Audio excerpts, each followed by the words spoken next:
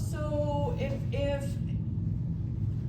well, I would consider a blood donation, like getting blood donated was indirect because it went through some sort of vector process of like they took it out, it's stored, and then it's been given to the person, where I actually was in direct contact. I'm just guessing. Yeah. Okay, cool. Yeah, keep asking questions. We'll ask questions anytime you need to. Okay. So course of infection, I kind of went light on this also, but I'm talking about a little bit more than I have in the past because I did see this on NCLEX, was the stages of infection or the course of infection. So these stages of infection, they're just a few terms. So it's just a couple little terms to remember, nothing too crazy, and just try and think of it in the sense of yourself, like how, when we talk about, I have the flu, well, where did you get it? How long have you had it before you started feeling sick? Who gave it to you? You know, trying to think through some of those things that we think about when we're ill, and just, we're gonna put little fancy terms on them.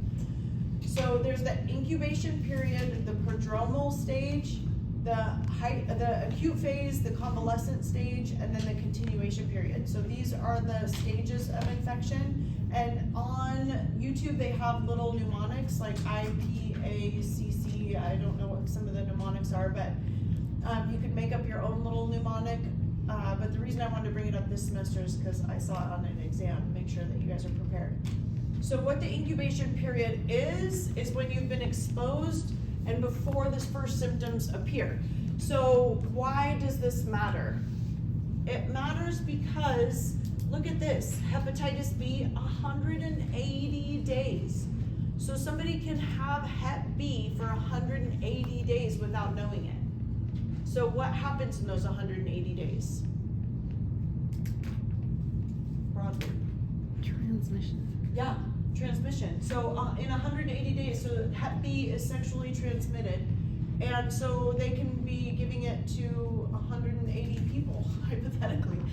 So a long incubation period is always a terrifying thing, but also it's just the incubation period is before the first symptoms occur, when transmission occurred to the first signs and symptoms. So the prodromal stage is the early onset of symptoms, and so you might think like, why is there another state? Why is there an intermediary stage? If you have the flu, you have the flu. If you have flu symptoms, you have flu symptoms. But sometimes, you know, when you're talking to another person, you're like, oh, I felt run down the last couple days. That must be it. That's the prodromal stage. When before the main identifying symptoms occur, they're the symptoms before those symptoms. So that's the prodromal stage, when maybe it's malaise, which is another word for tiredness. Maybe it's a little bit of nausea, you had a headache or loss of appetite. So that's the prodromal stage.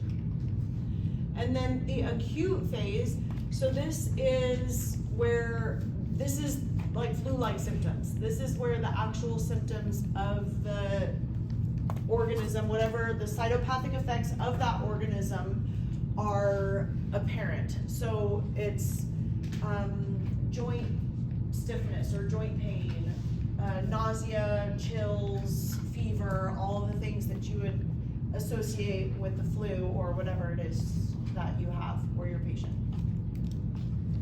And then the convalescent period is where some of the symptoms may reside, but your patient or you may or may not be contagious depending on the organism. So again, this depends more so with infectious dose. Like, do you have a high number of organisms still, or are the organisms contained by your immune system so much so that you're not passing it person to person? So you may be contagious, you may not, but basically what convalesce means is to recover. So it's basically a fancy word for the recovery phase. Yeah? Are there two different like subphases within the acute phase, or is that coloring just to represent the height? Yeah, it's just represent, like there's a height of infection, and then however long that height of infection lasts, just kind of. And then a continuation period. So some have a continuation period, some don't. So this line can come all the way down, you've completely convalesced, or there's a continuation period with organisms like HIV, tuberculosis, or sometimes there could be a sequelae. So a sequelae, what sequelae means is a secondary, it's not, I don't wanna say secondary, it's an infection, they're long-term consequences of that infection. So for example, I'll give you the example today of rheumatic fever. So our note card today is Streptococcus pyogenes, and the sequelae is rheumatic fever. So children that get strep throat, we have to really worry about children that get strep throat because we're worried about rheumatic fever or scarlet fever. Have you guys heard of scarlet fever lately? It's kind of been in the news a lot. And actually a friend of mine had it. I was like, you had scarlet fever? But what it was she had strep pyogenes, the bacteria, and then maybe the strep throat wasn't bad enough for her to be treated with antibiotics, and so then she ended up with scarlet fever. So it's like it's a consequence of that disease. So that's what sequelae means. You'll hear that term a lot in a clinical setting. It's like a consequence, like some people still don't have their taste or smell back from COVID, or some people get long-term lung damage from COVID. That's a sequelae. Yeah. Would shingles be a sequelae of chickenpox, or is that something different? That's a very good question. So shingles is actually you wouldn't really call it a sequelae. You would call it it's because chickenpox, it stays in your body all the way through adulthood, and then as an adult your immune system starts wearing down, and then you get a resurgence of the virus. So you're more like in a continuation period, but sequelae isn't really from the infection itself, it's just a consequence of that infection. Does that make sense? Do you guys want me to explain that one more time? So like for example, you have, so like 2 examples, that's a really good example to bring up, like chickenpox. So chickenpox is from varicella zoster virus, it's a virus. So I had chickenpox as a kid, and I still have the virus in my body today and forever. So the virus stays around, and then when my immune system starts wearing down in my 50s and 60s, then the virus can take over again. So that's not really a sequelae, that's that's an infection from your original infection. But what a sequelae is like lung damage from COVID. So it's a consequence of having that disease, a long-term consequence. Yeah? So someone like who wasn't vaccinated against chickenpox, if they came in contact with your blood, like could they be susceptible to that? No, really it's, viruses can be dormant, you know, and you really can't, I'm not really sure about varicella zoster, I'll look into that, but for things like, so for like HIV, for example, yes, obviously you can get HIV from touching somebody else's blood who has HIV, but for example, with the cocktails of drugs now, they reduce the virus by so little that actually people can have, you don't want to, but have unprotected sex, or they can have a child that doesn't have HIV because the viral load is so low. So the viral load can be really low depending on what the organism is, where you don't catch it person to person. Does that kind of make sense? Okay. Okay, we did that one to death, but ask any more questions if you have them. So there's our terms, we kind of went through all of those. Let me know if you have any questions about those. So infectious dose, this is just something kind of cool, I think, to look at. You're never gonna be asked any of those, but you need 10 cysts of a giardia. You don't know what that is yet, but you need 10 to make a person ill. Here, it's 10 to the 4th. What is that? What's 10 to the 4th? 1,000? 10,000? 10,000? 10,000. So 10,000 salmonella bacterium to make a person sick. And less than 1,000 for Campylobacter jejuni, it's a intestinal infection. Here's E. coli 0157 that we talked about. Four bacteria, They're so tiny. 4 of them can make somebody sick. So it's just something to think about. Okay, so we talked about opportunistic, virulence, reservoir, vectors, hosts, asymptomatic. So we'll talk more about this as we go along too, but asymptomatic, subclinical, or latent, we kind of use those terms interchangeably a little bit, and I'll differentiate between those as we understand them a little bit better. But if your patient is asymptomatic, that does not mean they're not contagious. They just don't have any symptoms, but they still have the disease. If they have a subclinical infection, it's kind of, you're using the same term. There's no clinical representation, but still that patient has the infection. Latency, so that organism is lying dormant in that person. So still they may or may not be contagious.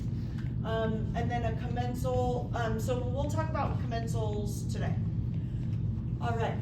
We talked about that. Okay, so let's talk a little bit about prokaryotes. I gotta kind of jam through this quickly, but hopefully you guys will know prokaryotes and eukaryotes to death. So prokaryotes are bacteria and archaea, and I'll tell you what a prokaryote means.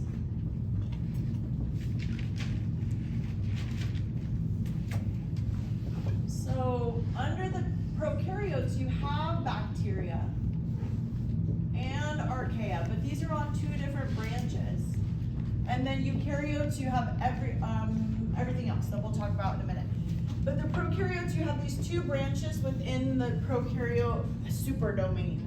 And let's figure out what that means. So, I'm gonna have everybody tell me really quick. What is the term, like what does everybody say when you say what does mitochondria do? What does everybody say? Yes, you guys are awesome. I love that. You guys just came in clinch. So it's the powerhouse of the cell. So my husband and I have been married almost 16 years, and you ask him about anything about science, and he goes, mitochondria are the powerhouse of the cell. That's about the limit of his knowledge. But the other thing he will always remember, just because of the funny aspect of it, is what a prokaryote is. So prokaryote means before nut. That's what it means. A karya is like a seed. So it's before nut and after nut. So of course he's never going to forget that one. So a prokaryote, they don't have a nut. They don't have a nucleus. So they don't have a nucleus or membrane-bound organelles. So you might not know what the heck I'm talking about yet, but we'll talk about what that means in a minute.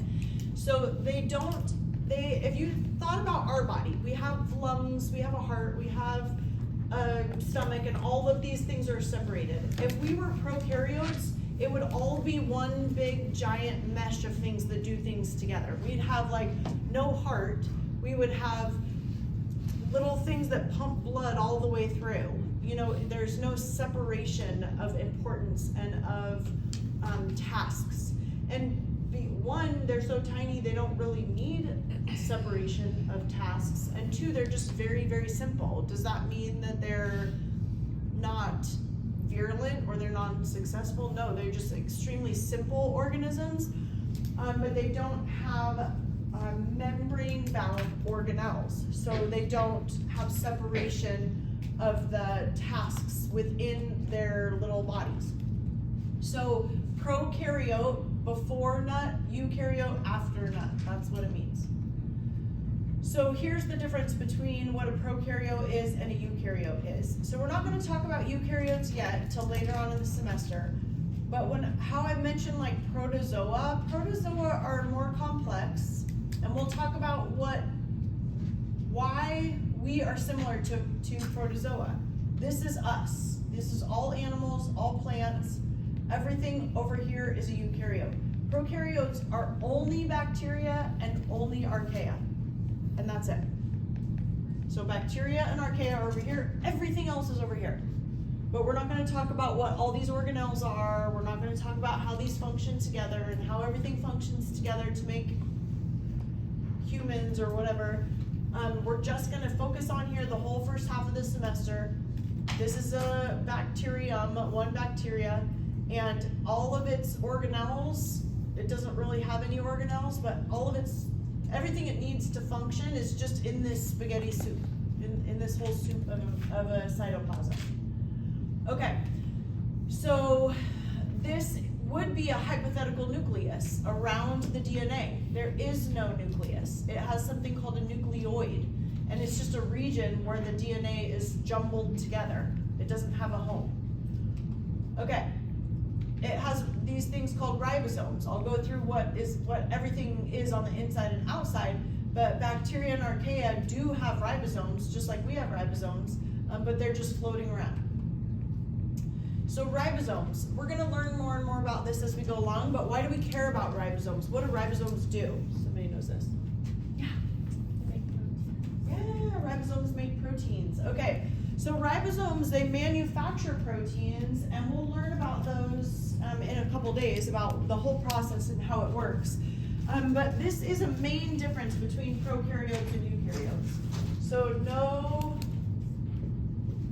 membrane organelles, and they do have membrane-bound organelles. They have no nucleus. They do have a nucleus. They have what are called 70 S ribosomes. We have 80 S ribosomes. Ribosomes, why do we care about ribosomes? Ribosomes are actually incredibly cool. They are what are called conserved. So everything from bacteria to archaea to jellyfish to blue whales, everything has to have ribosomes. Everything on life on the earth has to have ribosomes. Very, very important because they manufacture proteins. We have to have proteins. I'll tell you why and why that's important. But what is it about these ribosomes that are different? So why is this different? So remember we went like this on the tree, and this was bacteria, and we had archaea. Well, here, somewhere it split off, where this whole group, do you guys know what I'm drawing? Yeah. Phylogenetic tree, you guys with me? This was our little tree of bacteria, archaea, and eukaryotes. So somewhere here, it split off, and the ribosomes became a little bit different. So here, the ribosomes are all the same. Here, they split off, and now they're a little bit different. And it might seem like, who cares? But actually, this is how we figure out organisms where they belong. We figure out what branch of evolution that they belong in and what organisms that they're related to by these ribosomes. Okay, so 70 S ribosomes in prokaryotes. Now, I'm going to send you for another little loop that this is 50 plus 30. What? 50 plus 30 is not 70. That makes 0 sense. But I'll tell you why it makes sense in a minute and how we measure that. So we measure that with an S, which is called Svedberg units. I'll show you the slide in a minute. And 80 is 60 plus 40, right? Am I writing that? 60 plus 40. So 60 plus 40, there's two subunits. There's a big Pac-Man and a little Pac-Man that come together to work together to form proteins. They have to work together. There's a big piece and a little piece. So why don't they add up, and what is a Svedberg unit? So you can read on this. So what a Svedberg unit is they put these ribosomes in a centrifuge. So do you guys know what a centrifuge is? That spins around really fast. So it spins it around really fast and separates things based on mass. So like based on the weight of it. So if something's really heavy, then it'll go towards the bottom. If something's really light, it'll go towards the top. Same with like blood. So if they take your blood and they'll centrifuge your blood, and they'll separate out the white blood cells from the red blood cells because the red blood cells are heavier. So they'll centrifuge these ribosomes, and this is what comes out. So some dude named Svedberg is the one who figured this out, and he named the units after himself.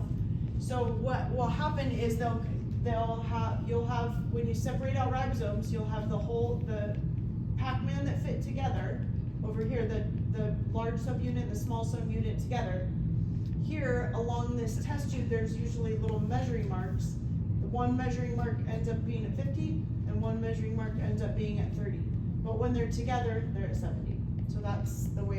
Prokaryotes, I know this seems silly and a lot of detail that you don't care about, but I actually have seen this on a test too. So 30, 50, 70, and that will come up again and again and again, so know that. So ribosomes, everything needs ribosomes, from athletes to eagles to bacteria to archaea. Everything needs ribosomes. So here's a little summary of microorganisms. We can talk, you guys can look through that. It's nothing too crazy.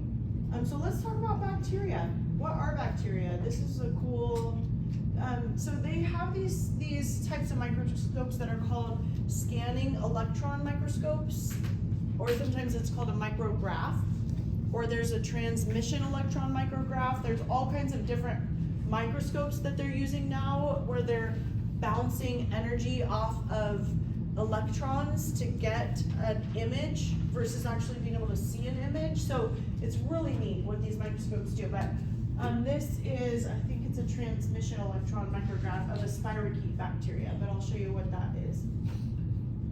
Okay, so bacteria 101, what are bacteria? So remember how we did the first class, just getting a little sense of like, what do I know about bacteria?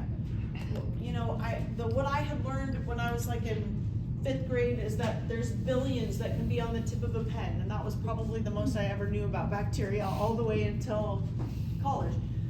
So yeah, bacteria are fascinating and terrifying, and there's a lot of really interesting things about bacteria. I took at Cornell, I took bacterial genetics. Super cool. So bacterial genetics is amazing because we're using the genome of bacteria to do all kinds of things in health and medicine and the environment and all kinds of stuff. So even though, yes, bacteria are just these organisms that are doing their own thing, living the dream, but actually we can use them as a tool in the lab for so many things that would just blow your mind. So yeah, they're very, very cool. So here, you know, you can look at this on your own and just see like, what do any of these sound familiar? Have you ever had pertussis or conjunctivitis? And so all of these are infections that are caused by different types of bacteria. I'm not going to have you memorize this now, but at some point you are going to know all of these. Sorry, but you will. But the reason I really care about stuff like that, you know, I know some professors care and some don't care, but the reason I do care is because a lot of you are going into clinical medicine, and when we start talking about antibiotics, you know, that's a huge topic is antibiotics. But you know, I know some of you in this class and probably some of your family members goes into a clinician with the flu and wants antibiotics. So it's so important to know what you can take antibiotics for and what you can't take antibiotics for. And so I think that's my main point takeaway at the end when we get all the way through bacteria and all the way through antibiotics. We've got a long time till then. But at the end, recognizing what is bacterial and what is viral. So then you'll know what a virus is and you'll know what causes what. So I think that's very cool. And you'll be able to tell like, oh, my niece or nephew has a rash. Oh, my dog has something. Oh, I have these bumps. What are they? So hopefully you'll be able to identify a little bit better of like what is bacterial, what is viral, and what I should do about it. Okay. So types of bacteria. This is just little cartoons, but we're going to go through these. So let's start with bacterial phyla. So I'll tell you what I mean by phyla in a minute, but here are our bacteria on our little branch, on our little tree that we're going to come back to again and again. And I don't want you to memorize these. I'll tell you how I want you to separate them. This is just how your book does it, but how I want you to separate these. But we're not going to talk about any of these other ones, and I'll show you why. So here's the 3 from the branch. Don't memorize any of this. This is just for FYI. But on our little branch, these are the only 3 that cause infection. So these ones are non-pathogenic. These are photosynthetic. They live in soil, fresh water. They cause, they might cause diseases in other animals. These ones can live in hot springs, So some live in the ocean, but these are the ones that are disease causing, but I'm gonna show you how we separate those, because we separate these out a little bit further for us. I just put this on here because this is what a phylogenetic tree, what they look like more accurately. When you get into any kind of like zoology, or if you get further into any kind of genetics, then a computer will separate them out based on interrelatedness, and that's generally what a phylogenetic tree will look like. Kind of cool. Okay, so this is how we're gonna remember them, because this is how they're closely related in a pathological sense. So this is how they make people sick. So here's the gram-negatives. These are proteobacteria and bacteroidetes. So let's say proteobacteria together. Proteobacteria. Bacteroidetes. So these two are these are two that fit together under the gram-negative umbrella. And I know you don't know what gram-negative means yet, but you will in a minute. So these are the gram-negatives. And then here are the gram-positives. So actinobacteria. Everybody with me? Actinobacteria. Actinobacteria. And then firmicutes. Good. So just a little side note too, if you hear like YouTube videos and things like that, people saying things differently, there's generally not a wrong way to say things. If you hear it said on YouTube a little bit differently, a lot of these terms are of Latin origin and Greek origin, and in the United Kingdom, where a lot of this scientific work is done, or in India, where there's a lot of scientific work done, in where else? Turkey, they do a lot. Russia, so they pronounce things a little bit differently, and there is no right and wrong. So, okay. So here are the gram-positives, here are the gram-negatives, these are the firmicutes and the actinobacteria, here's the proteobacteria and the bacteroidetes. So they further separate them out based on different qualities about those organisms. But I'll just explain to you what this means, but I don't want you to break it down any further. I'll just explain it to you why they do that. So gram-positive bacteria, I'll show you what a gram-positive is and what gram means. But when we dye those in the lab, we're gonna dye those in the lab next week. And when you dye them, they turn out purple if they're positive. Gram-negatives, when you dye them, they turn out red. Actually, they turn out pink, but I don't like to call them pink because they both start with a P, which is confusing. Positive purple, positive purple, positive purple. Positive will always dye purple. If it's not positive and it's not purple, it'll dye red. Kind of looks pink, but we'll just call it red. So here's our gram-positives that always dye purple. Here's our gram-negatives that dye red. And so here's the firmicutes and the actinobacteria. And so this is GC content. Does anybody know ATGC? The adenine, guanine, cytosine, thymine. You don't have to know that yet. You'll know it later on this semester, but there's a lot of guanine and cytosine in these organisms. There's less and there's more in these organisms. So I don't care that you know that. I'm just throwing that out there. That's how they separate them further. They separate these ones further just by other characteristics. These ones are kind of funkier. These ones are, this is the main ones that make people sick. But they all make people sick. They just separate them based on different qualities. Okay, I just put some of these in here. I don't care that you memorize any of these, how they are. It's just so you know, and as you go along, you're gonna recognize a lot of these. And I don't know, I just think it's kind of cool. Okay, so let's look at morphology. So morphology is like the shape and qualities of our bacteria and what they are and what they do. Okay, so we have 3 primary shapes, but we have a lot of shapes. So we're gonna go through these together.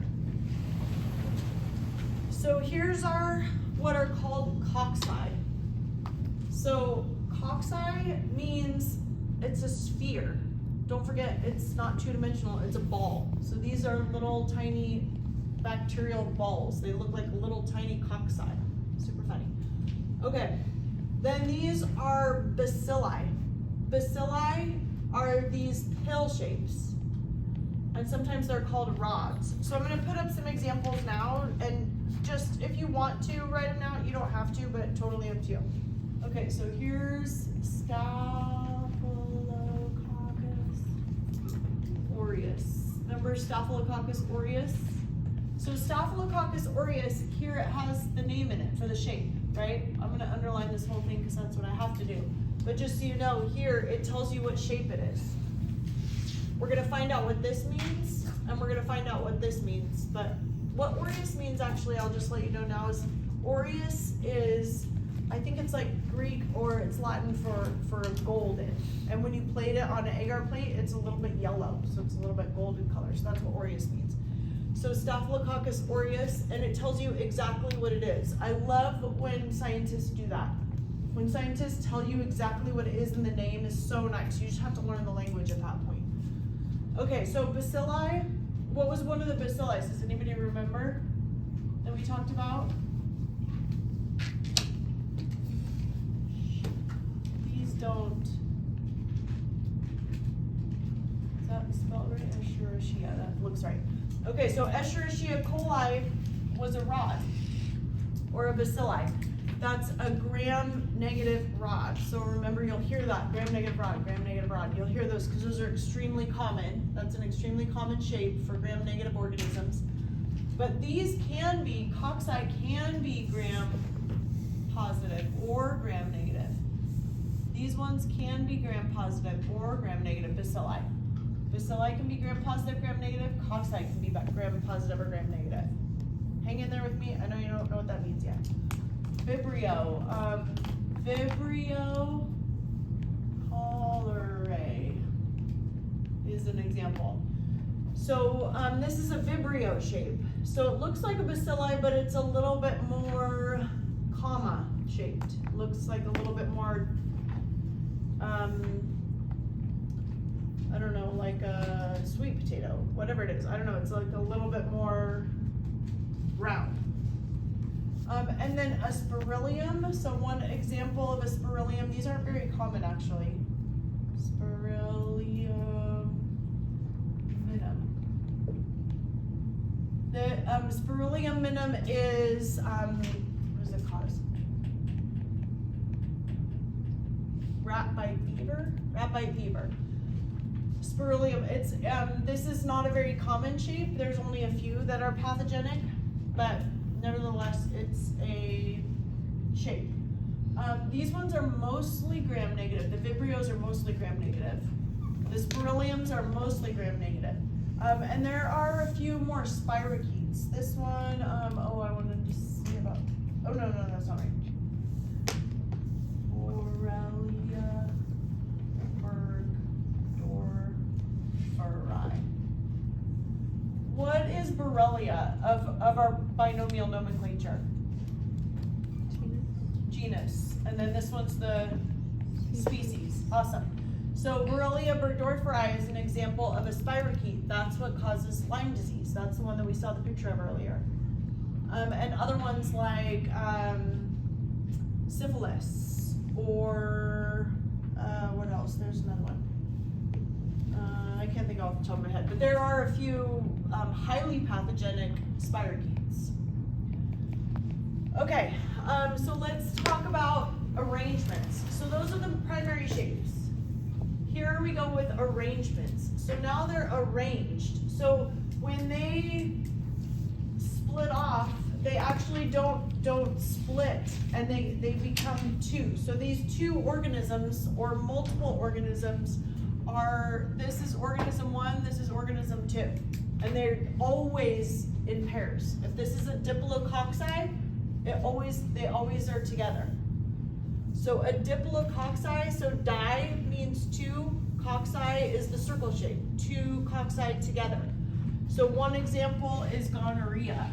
Neisseria, oh boy, spelling,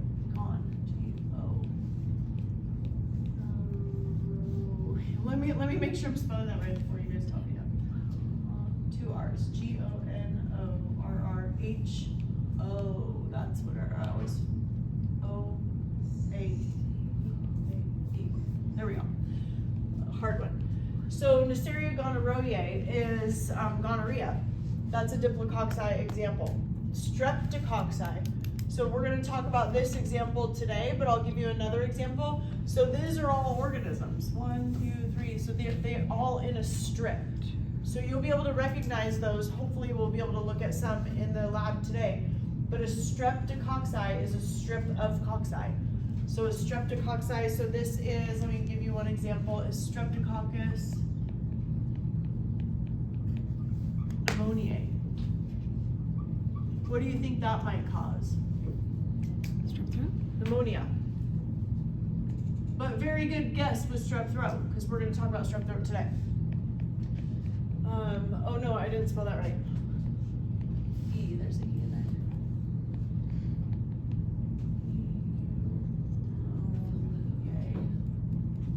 there. Okay, Streptococcus pneumoniae. Staphylococci. So we talked already about a Staphylococcus aureus. So a staph, strep means strip. Staph means group of grapes, like a little group. So any kind of staph, like Staphylococcus aureus, or I'll give you another example. Staphylococcus, what was my example? I forget. Oh, epidermidis. So we all have Staphylococcus epidermidis on our epidermis, on our skin. And so that means it's an opportunistic organism because it doesn't usually make us sick. It will only make us sick if you have a low immune system. It's gone crazy, there's some sort of strain. Okay, a diplobacilli. So here's two bacilli that go together. These aren't super common, but I wanted to give you one example. Is Moraxella.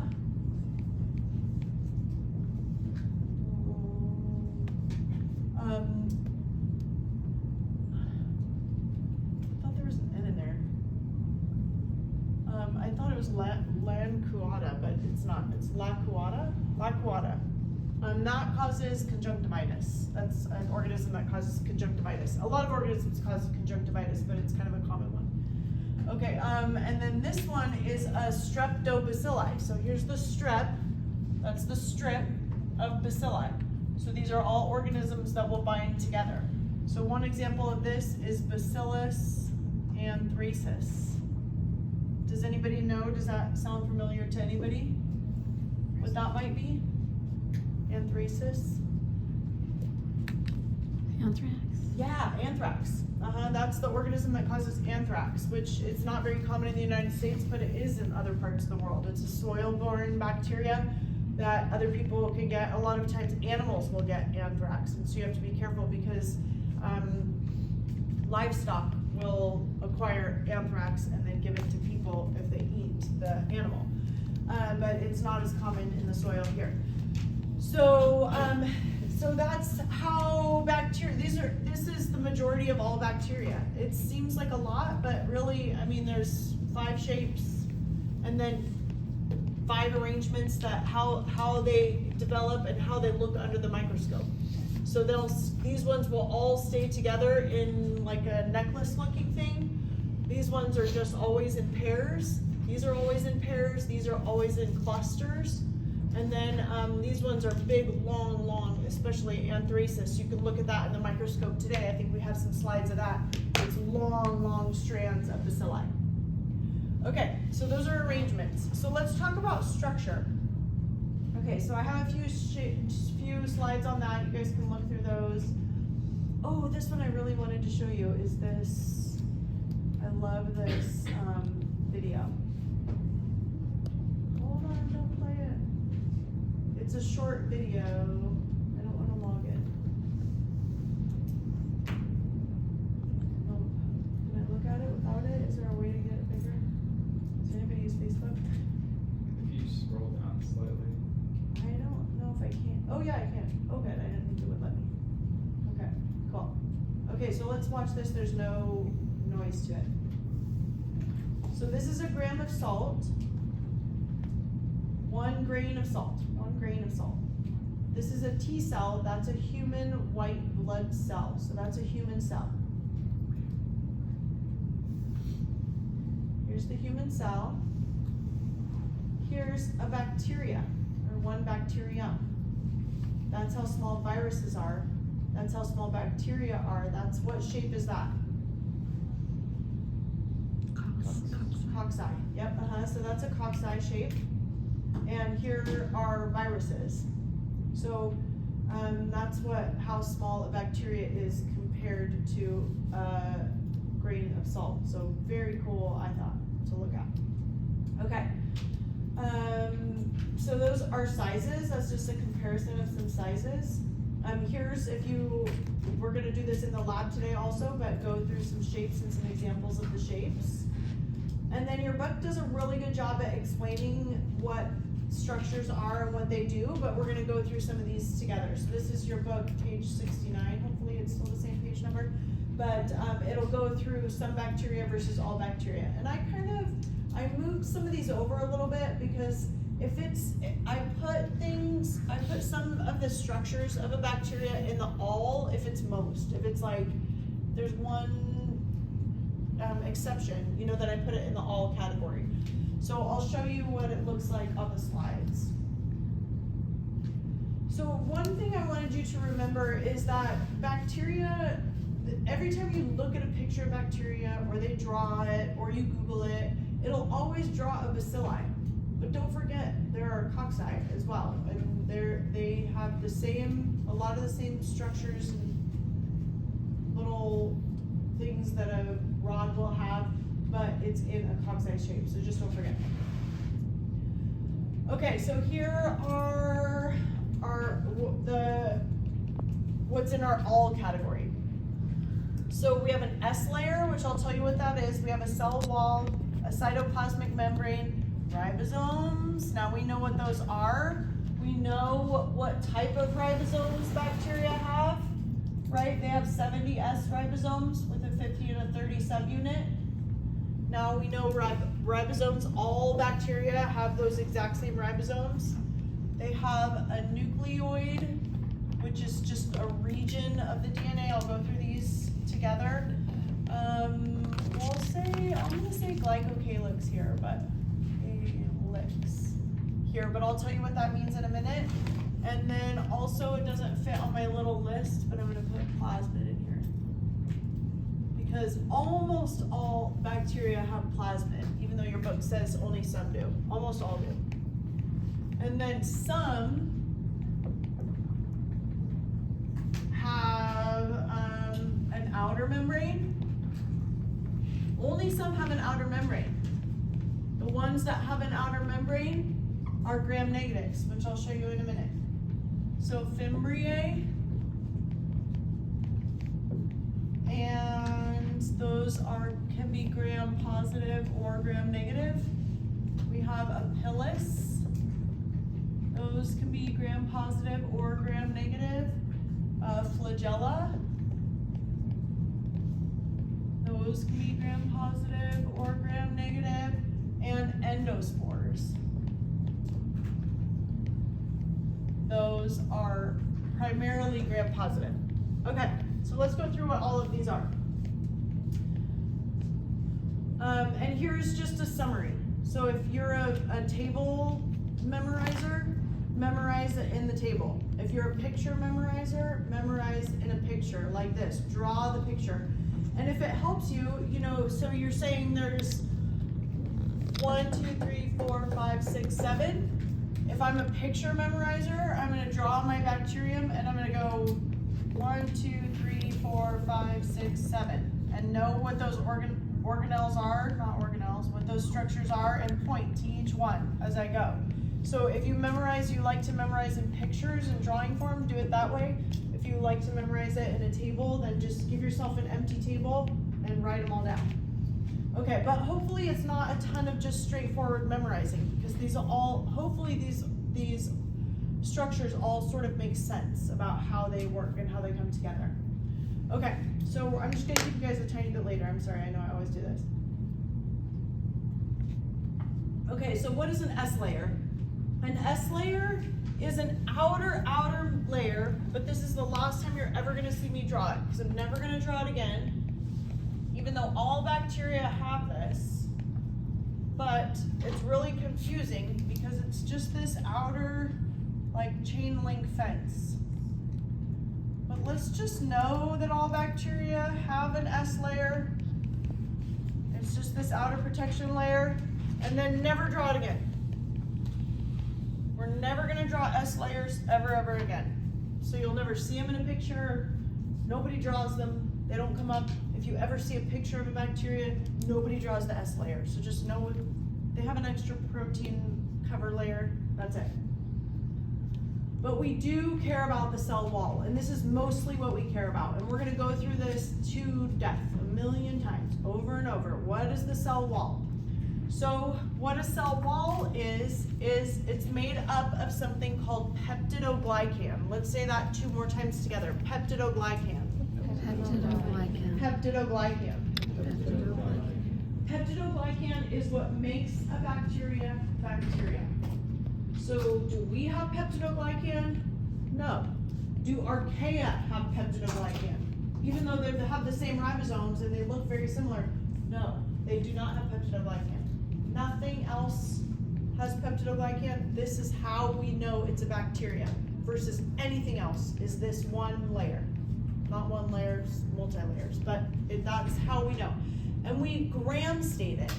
So this guy named Graham, which I'll tell you all about him when we do gram staining, but this guy named Graham came up with a staining technique. And this staining technique is important because this is still what we do in the lab every single day. Your patient comes in with what we think might be strep throat, they'll swab it and gram stain it. Your patient comes in with some sort of diarrhea, they'll take the stool sample and gram stain it. They gram stain. That's still, I don't know, 100 years ago. I can't remember off the top of my head how long it was they came up with this. But we still start with gram staining because that tells us 2 things. That already gives us a big clue about what our patient has. Does our patient have a gram-negative bacteria or a gram-positive bacteria? If our patient has a gram-negative bacteria, how sick is my patient? And how do I treat my patient with antibiotics? If my patient has a gram-positive bacteria, how sick is my patient and how do I treat them with antibiotics? We almost treat them like 2 different organisms a little bit. They're all bacteria, they all have peptidoglycan, but we kind of separate them out based on that. So what is the difference? So gram-positive has, I'm just gonna draw it as a cocci and bacilli, even though that's not accurate. So please make that in your notes, that gram-positive and gram-negative can both be cocci or bacilli or any of the above. This is a bacilli, this is a cocci. I'm gonna make this one a gram-positive and this one a gram-negative. But they can be interchanged. This is just broadly how we draw them because it actually is kind of the most common. But there are gram-positive bacilli and there are gram-negative cocci. So just so you know. Okay, so gram-positive.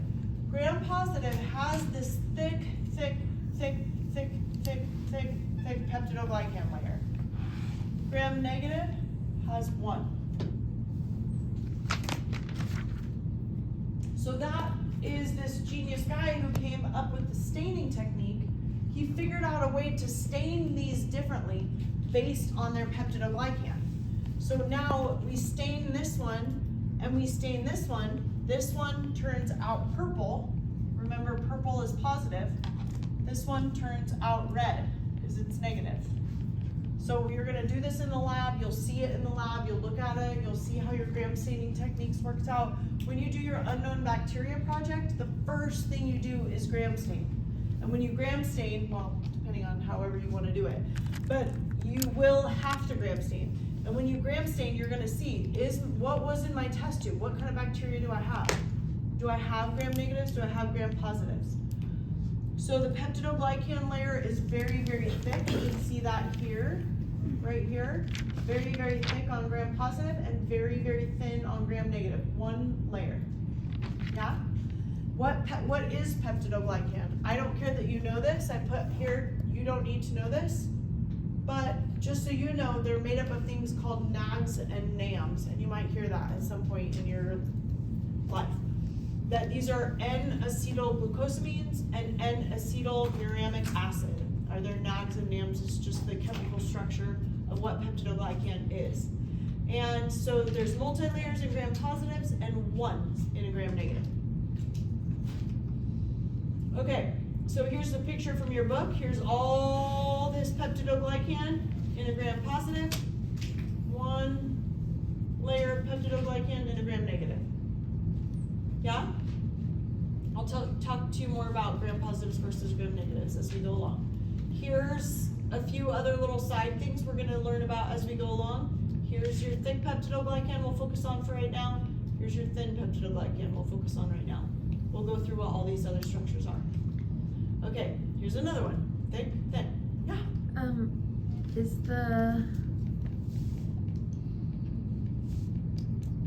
Is the S layer different from the G positive and G negative? Very fantastic question. S layer, we're just going to pretend it doesn't even exist anymore. It's just Okay, on the so it's outside. totally different. Yeah, it's just totally different. S layer, just know there is one. I won't even ask you about it. Okay. Yeah. There is an S layer, but we never talk about it. Nobody ever draws it. It's just part of their outer little crunchy shell. But we just pretend it doesn't exist. Okay, so very good question. You ask as we go along. Thick peptidoglycan, thin peptidoglycan. So only bacteria and all bacteria. All, science, that's the way biology is. All. Is it every single bacteria? Most 99%. Okay, so cytoplasmic membrane. So who, have you guys heard of cytoplasmic membrane before? No? So a cytoplasmic membrane, here's the cytoplasm, cell plasm. Cyto means cell. Cytoplasmic membrane is it's close to what's called the cytoplasm. Cytoplasm is this goop that holds all of our cells, and every cell together is this goopy stuff, and then here's a membrane on the inside. That's called a cytoplasmic membrane. So it's made up of what's called a phospholipid bilayer. So it's a phosphate, which is like PO43 minus, I think, is phosphate. And then you have a fatty acid and a fatty acid. So the fats, what happens is, see here from chemistry, if you remember that this, because this negative, it's attracted to water. So this is polar, attracted to water. And fats are non-polar. They are not attracted to water. Non-polar. Fats don't like water, just like you pour oil in water and it separates. So what happens is you have a bilayer. So the fatty acids here and the phosphate here, the fatty acids turn into each other and form a membrane ring. They form an enclosure. So I know that seems confusing, but what you can do is just go like this, is the cartoon. Here's a phosphate, and here's the lipids on the inside. Here are the phosphates on the outside.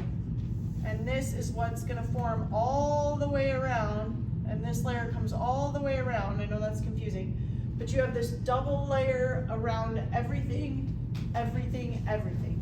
Sea cucumbers, starfish, whales, birds, reptiles, humans, bacteria, archaea, plants, everything has phospholipid bilayers as a membrane. That's how amazing phospholipids are at forming an enclosure. That's what we use them for, is to form an enclosure around all the things. So they only have an enclosure here, where we have enclosures all over. Our organelles are all enclosed in membranes. Yeah. Question, just like with the picture before when it was talking about the peptide, Peptidoglycan? Yes, Uh-huh. gram negative, it looks like there's 2 phospholipid bilayers. Fantastic point. gram negatives, that's on one of our slides later on, and we can finish there today. I'll just close out this discussion. But gram negatives do have a phospholipid bilayer. This is called the outer membrane. This is called the cytoplasmic membrane. And they're both phospholipid bilayers? They're both phospholipid bilayers, yes. When in doubt, all membranes are phospholipid bilayers. Here is a cytoplasmic membrane. But there is no outer membrane. So just as a little sneak preview, if you're gonna give your patient antibiotics that works towards fighting peptidoglycan, which one is it gonna be better at attacking? This gram positives or gram negatives? Gram positives. Yeah, so the antibiotics can work right here on this outer layer. But antibiotics, we have cytoplasmic membranes. We have phospholipid bilayers. How do antibiotics get in here to get to this peptidoglycan without getting into every single one of our cells? Because if it has to get in, it has to get in, right? So it has to get into all of our cells, same as a gram negative. So gram negatives sometimes are hard to treat. Gram positives have all kinds of other things that they can do to fend off antibiotics as well. But this is really tricky with gram negatives, treating them with antibiotics because of that outer membrane. Okay, so let me just do one quick rundown of what we've done so far. So cytoplasmic membrane, here's the phosphate, here's the lipids, phospholipid bilayer. There's pictures of that. We talked about ribosomes. Nucleoid, we'll finish on there. Oh, let's finish glycocalyx next time. Okay, so here was our quick little rundown of our structures. And the book does a really good job explaining what each of those structures do. Here's a quick little, I did just like a super quick thing here on our slides. Yeah, and we'll finish there next time. So everybody remind me that we finished on glycocalyx. Okay, so I will meet you guys down at the lab. So what you're gonna do is go ahead and you can clean up your lab station, but we don't need to do full PPE today, because we're just gonna look at prepared slides today, and then we're gonna do a worksheet together, and we'll be done. Are we supposed to do this? As soon, so Dr. Rosebeer is grading them, so as soon as he's done.